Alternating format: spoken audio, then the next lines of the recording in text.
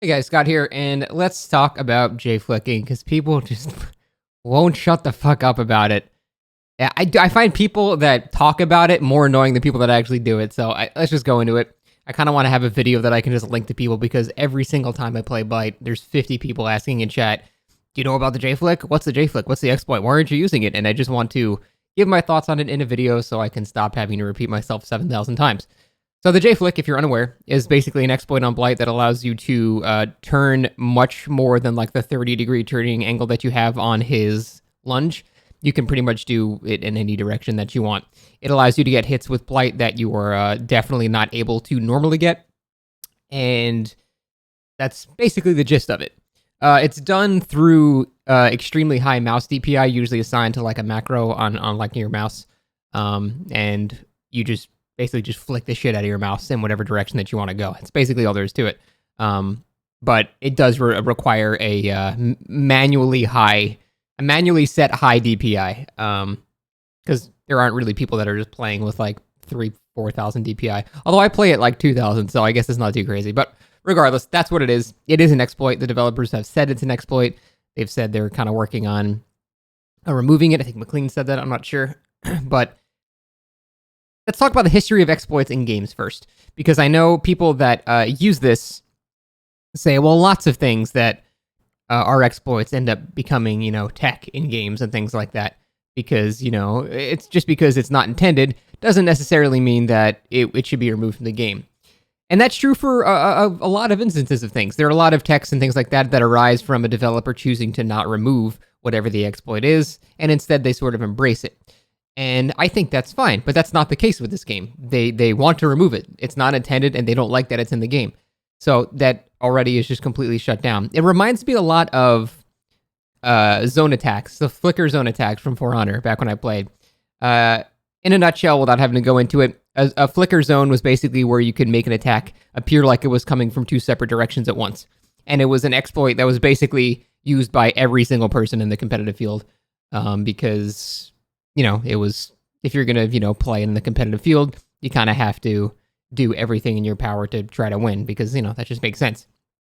And the thing is, though, I remember that the stigma around that being a lot different.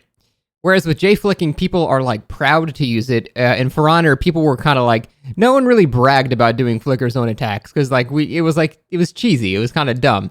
And the developers eventually ended up buffering the windows to do a zone attack to make it so that wasn't really possible anymore. So they actually ended up removing it. But for a while, it was used by everybody, but it was a very different mindset because people were not proud of doing it. It was just sort of a buggy, dumb thing. And it reminds me of what's going on with this. So to set my point of view in a message that's linked into a permanent video, I don't actually give a shit if you do it or not. I really don't care. It's sort of like stretch res. I'll scoff at it a bit, but at the end of the day, it's whatever. I just do whatever you want. It's not such a huge deal that it completely breaks the game. It's not, it's not that bad. So that's my overall opinion on it. However, there appears to be this new subset of people that do it, and a lot of them are competitive players who have, God, if you ever talk to like some competitive players, they have very massive egos for some reason. With all zero meaningful tournaments that they've won. I don't know. I'm not going to shit on tournament players. I think this game in a tournament setting is a joke, as seen by the last video I just uploaded with the suffocation pit. But it's like that one meme, let people have their fun. So whatever. It's irresponsible of me to shit on people who enjoy that. So I'm not going to. I just have noticed that it is a lot of these people that have this mindset. So I'm okay with it. I don't really care. It's just when people, there are people that do the whole Jflick thing. And not only do they do it, they brag about doing it. And not only do they brag about doing it, they shame other Blights who don't do it and call them bad. Because they don't know how to fully utilize Blight. And that's where I have to step in and say, all right, shut the fuck up, dude. You're passing so many boundaries of things where I can't say anything. To the point where you're now just inserting your own belief that you believe people should exploit the game in order for them to be masters of it. Which is just really stupid. You shouldn't be advocating for exploits at all in any circumstance. unless it's something that, has like kind of been acknowledged by the devs and it's been said, it's not going to be removed. Because then, sure, it can become like a community-wide thing, and that's totally fine. But that's not the case with this. So the people that do it and brag about it, and then shame other people for not doing them, calling them shit blights, I just have to ask, okay, please stop doing that. You're an asshole. That's just all there is to it. You're just being a big old jerk. And I don't even understand why people say, like, because while grammatically it is true that the whole Jflick thing does increase Blight's skill cap, because it is a new thing you have to learn, therefore it does raise his skill cap, even though the skill cap is high sensitivity, flick your mouse, that's it. It does technically do that, but it raises it by such a tiny amount that I don't think it offsets the complete overriding of his intended mechanics. I think if you rely on that mostly, it actually makes you worse at Blight. And I want to like go over to like an example of how you would play like a TL wall compared to a regular Blight. So here's a TL wall, right? A J-flicking Blight, so that this is the survivor here. J-flicking Blight is like here or whatever, right? So the survivor is going to come around this way, and he's going to go over here and either vault or he's going to fake it and keep going that way, right? So the J-flicking Blight is going to just go here and then pretty much not really care about whatever option the survivor has. So he's going to turn here, he's going to 180 with his flick here and catch the survivor even if they're doing a fake or anything like that. The only thing the survivor can do is try to get out of line of sight here and then keep running this way, assuming the Blight is going to do that, which, I mean, you can do that, sure, but it's kind of dumb for the survivor to have to make that assumption that the Blight is going to essentially cheat. So that's just unrealistic, I think.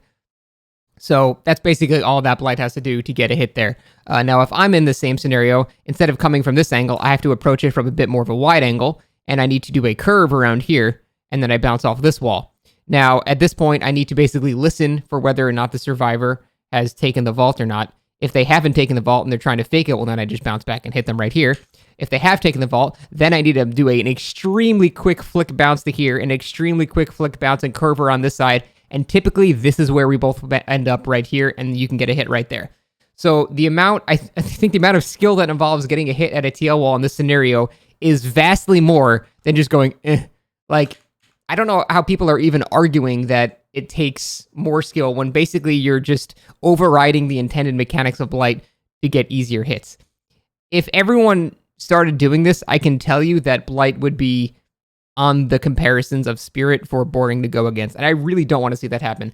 One of the reasons I love Blight is because I think he's so fun to go against as well. And I don't want to see that change and become hated because suddenly, like a box you could hide behind is now no longer safe, or, he's just turning way more than the game intends for him to do so. And I always see defenses of this. Like they'll say, all it takes to counter Blight is going behind like, a rock or something like that. Which, that doesn't counter Blight, it counters him for 5 seconds. If you go behind a rock or something like that, then the Blight probably will have to just cancel his power, right? At which point, you're still at the rock, and now you have to choose, are you going to keep running around the rock, in which case you'll definitely die, or do you run somewhere else? Of course you're going to run somewhere else, and then the Blight just catches you when you run somewhere else. It's like, it just delays you by like 5 seconds. It doesn't really do that much. It can be frustrating to try to hit a survivor and he goes behind a tree and you can't hit him, but then you just hit them 5 seconds later. It's not that big of a deal. And there's even a thing you can do with like trees like this, or like, small rocks. You can charge into one side and you can actually begin your lunge, and you can have your collision slide you along the tree very fastly, and you'll actually end up on the other side, and that usually catches people that are not sure which direction you're going to go. So that's something I rely on, and I think that is more of a skill cap than just flicking the shit out of your mouse and just ignoring all that. So at the end of the day, I really don't care if you do it. I really, really don't. But just at least admit what you're doing is an exploit, and then just mind your own business. I think that's totally fine. If everyone that did the whole Jflick thing just minded their own business, and they just, that's all they just did, and they just did it, and they just, whatever, then I'd be fine with it. I wouldn't care. It's like people that use stretch res. It does give you a bit of an advantage, but at the end of the day, I don't really care that much. It's not so huge an advantage, and I'm going to freak out about it. But if you start becoming a prick about it and shaming other people for not low-key cheating, then what the fuck is wrong with you, man? It's just such a shithead attitude to have, and I would just suggest that you please stop advocating for people to exploit the game when the developers do not want it. Again, it's a different scenario if there's an exploit that becomes a community embrace thing and the developers don't actually remove it or show intent to remove it, because then it can be, like a wave dashing thing or something like that, even though I guess I don't know enough about Smash to comment on that. I just know that's an example of that type of thing. But they've already said that it's not intended and they want to remove it, so there's no water to hold there. That's it, basically. Overall, if you have to timestamp this video and have something to link to in my chat so I don't have to keep talking about it, I don't care if you use the Jflick. Please stop talking about it. Don't shame Blights for not using it. Admit you're exploiting. Not a big deal. The end. That's it. Bye, guys.